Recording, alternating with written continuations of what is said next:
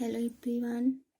जैसा कि मैंने आपको प्रेजेंट परफेक्ट टेंस के बारे में बताया, आज हम आपको प्रेजेंट परफेक्ट कंटीन्यूअस टेंस के बारे में बताएंगे। प्रेजेंट परफेक्ट कंटीन्यूअस टेंस पहचान देखिए, इस काल के वाक्यों के अंत में रहा है, रही है, रहे हैं आदि होता है।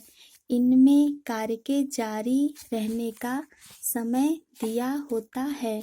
सबसे इम्पोर्टेंट चीज़ आप लोग ध्यान देना, इनमें कार्य के जारी रहने का समय दिया होता है।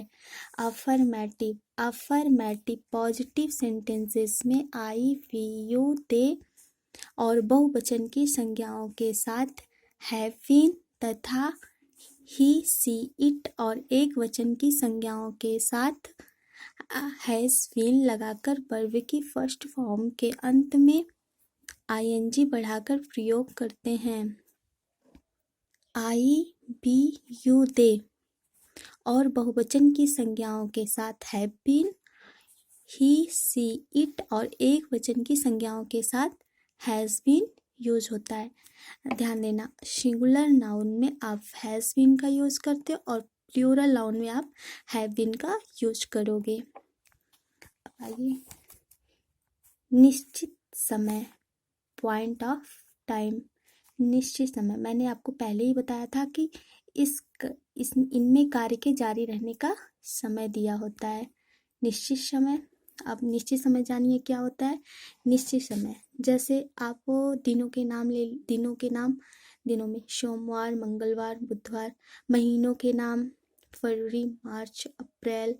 आप वर्ष के नाम 2012, 13।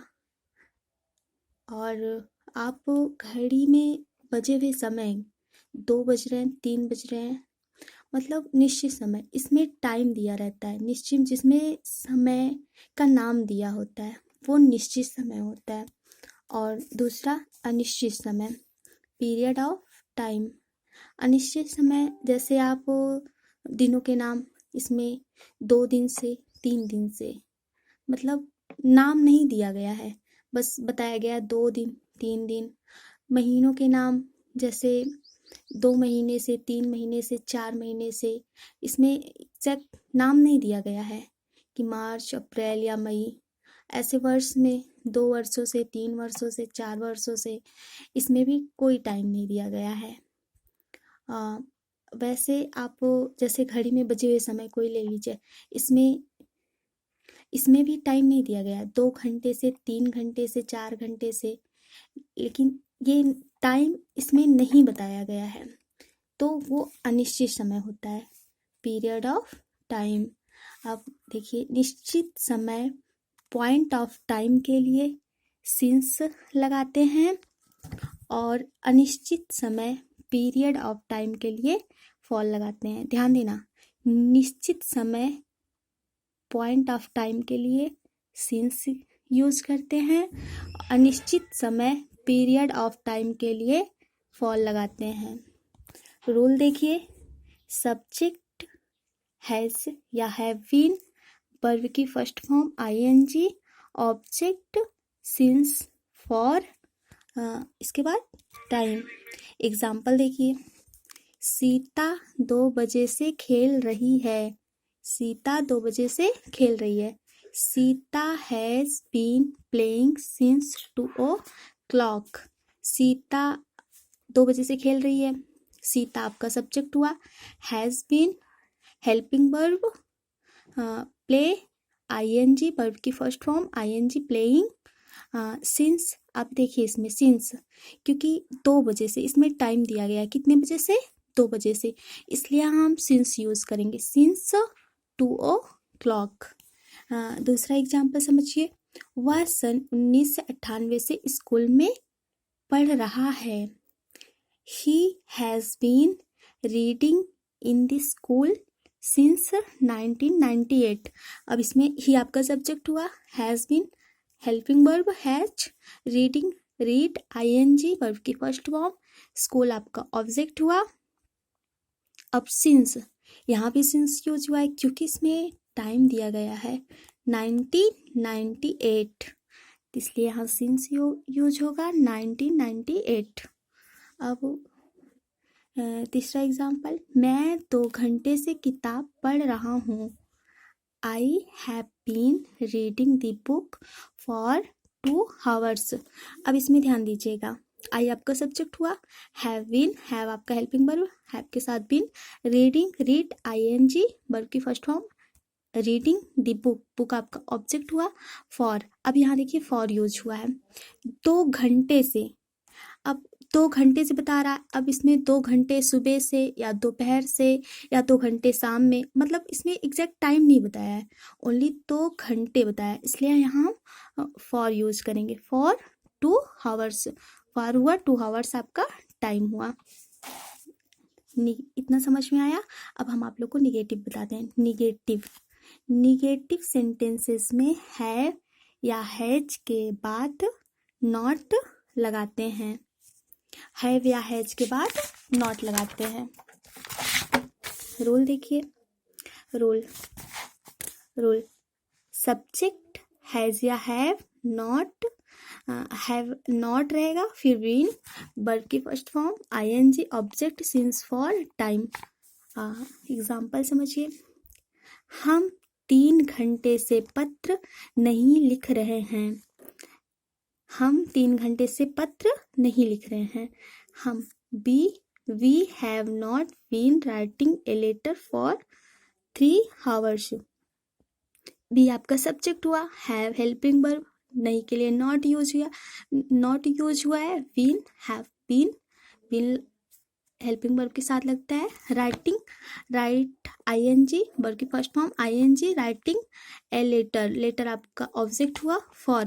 अब इसमें देखिए 3 घंटे से, इसमें भी टाइम नहीं दिया गया है, ओनली 3 घंटा बताया गया है, इसलिए यहाँ फॉर यूज होगा, फॉर 3 hours टाइम हुआ आपका। वह सन 1998 से स्कूल में नहीं पढ़ रहा है। He has not been reading in the school since 1998। अब मैंने पहले ही बताया, क्योंकि इसमें टाइम का नाम दिया गया है, इसलिए यहाँ सिंस यूज होगा, 1998 टाइम। इंट्रोगेटिव सेंटेंसेस में हैव या हैज को कर्ता के अनुसार वाक्य के शुरू में लगा देते हैं। देखिए, हैव या हैज को हम सब्जेक्ट के पहले राइट करते हैं। रूल देखिए, समझ में आएगा। हैज या हैव सब्जेक्ट, उसके बाद बीन, वर्ब की first form, ING, object, since या फॉर, टाइम। एग्जाम्पल देखिए, क्या हम 3 घंटे से पत्र लिख रहे हैं। अब यहाँ आया ना, क्या हम 3 घंटे से पत्र लिख रहे हैं। Have we been writing a letter for 3 hours।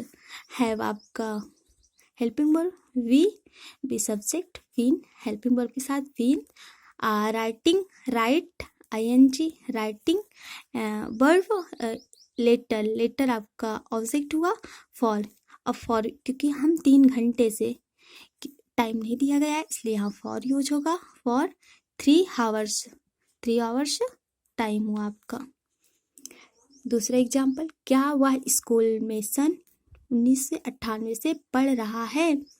देखिए, has he been reading in the school since 1998। समझ में आया।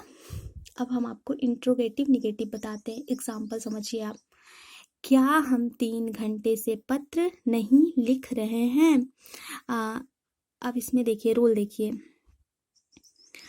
हैज या हैव सब्जेक्ट होगा, उसके बाद यहाँ नॉट यूज होगा, उसके बाद बीन, फिर वर्ब की फर्स्ट फॉर्म, ING, ऑब्जेक्ट, फिर सिंस, फॉर, उसके बाद टाइम।